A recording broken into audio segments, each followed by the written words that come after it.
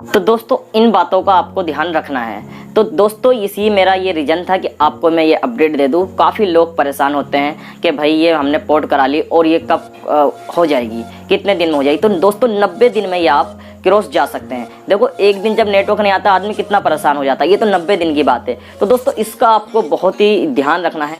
हाय दोस्तों, कैसे हैं आप? तो दोस्तों आज मैं आपको बताने वाला हूं, अगर आप कोई सी भी सिम किसी भी कंपनी में जाना चाहते हैं, पोर्ट कराना चाहते हैं, तो मैं उसकी प्रॉब्लम बताऊंगा। आपको क्या क्या चीज़ का ध्यान रखना है, उसमें क्या क्या आपको करना है और कैसे प्रोसेसिंग है और क्या आपको कितने दिन में सिम पोर्ट हो जाएगी, ये आपको मैं प्रोसेसिंग बताने वाला हूँ। दोस्तों इसमें काफ़ी लोग काफ़ी परेशान हो चुके हैं। मैं एक शॉप ओनर हूँ, तो मैं ये मेरे सामने प्रॉब्लम आती रहती है। कल की ही बात है, कई सारे लोग मेरे पास आए प्रॉब्लम लेके, तो मैंने उनको बताया क्या वजह है। तो दोस्तों इसी वजह से मैंने सोचा कि आपको भी शेयर कर दूं कि क्या पता आपके काम आ जाए, कल के दिन आपको पछताना ना पड़े। तो दोस्तों जो मैं प्रॉब्लम आपको बताने वाला हूँ, आपको ध्यान से सुनना है और किस किस चीज़ का ध्यान रखना है, ये आपको बहुत ज़रूरी है। दोस्तों सिम बहुत आपकी इम्पोर्टेंट है। पता नहीं वो किसी बैंक में लगी हो या किसी फ़ोन पे, गूगल पे या किसी नंबर में आपकी जुड़ी हो और उसमें प्रॉब्लम हो जाए तो आप उसमें काफ़ी परेशान हो जाते हैं। तो दोस्तों मेरा काम है आपको अपडेट देना। कोई भी प्रॉब्लम आती है तो मैं आपको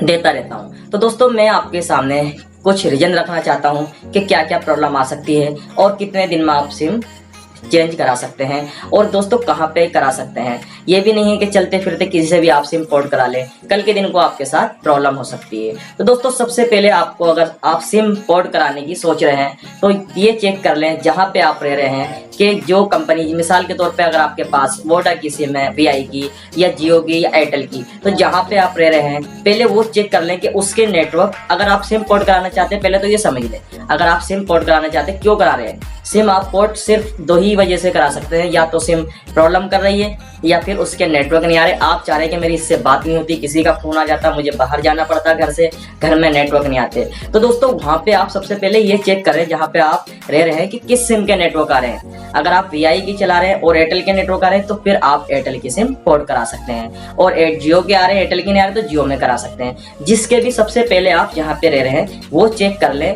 कि किस सिम के यहाँ पे नेटवर्क आ रहे हैं। मिसाल के तौर पर कोई बंदा बाहर काम करने गया और उसने देखा कि मेरे घर पे तो जियो के अच्छे आते थे, लेकिन यहाँ दिल्ली पे नेटवर्क मेरे यहाँ पे आ नहीं रहे, जियो के एयरटेल के आ रहे, तो उसको एयरटेल की सिम पोर्ट कराना चाहता है। तो दोस्तों पोर्ट कराने के लिए सबसे पहले आपको ये ध्यान रखना जरूरी है कि आप किस सिम में पोर्ट कराना चाहते हैं। जिसके नेटवर्क आप ये चेक कर लें, वहाँ पे जो नेटवर्क आ रहे हो वो पोर्ट करा लें।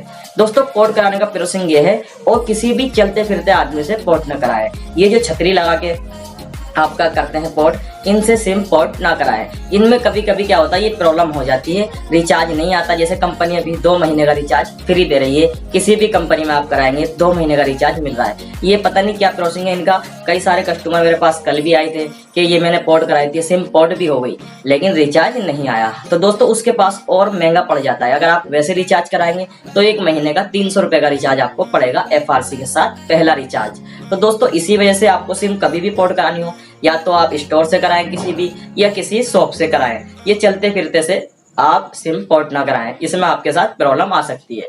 दूसरी चीज दोस्तों, सिम पोर्ट कराते समय आपको ये ध्यान रखना है कि मुझे कहीं 2-4 दिन में कहीं और कहीं ना जाना पड़ जाए, उसके बाद ही सिम पोर्ट कराएं, क्योंकि 90 दिन का रूल होता है दोस्तों। अगर आपकी सिम प्रोसेसिंग में चली गई, पोर्ट हो चुकी है, तो उसके बाद आपको 90 दिन के बाद किसी और कंपनी में जा सकते हैं। उससे पहले आप किसी और कंपनी में नहीं जाते। क्या होता है कि बंदे ने सिम जल्दी जल्दी में पोर्ट करा ली और 2 महीने का रिचार्ज है, और बाद में वो जहाँ पे गया है उसके नेटवर्क ही एकदम क्लोज है, और बाद में उसको बड़ा पछताना पड़ रहा है, किसी से बात नहीं कर पा रहा है, और बाद में वो ये मान लो काफी उदास है।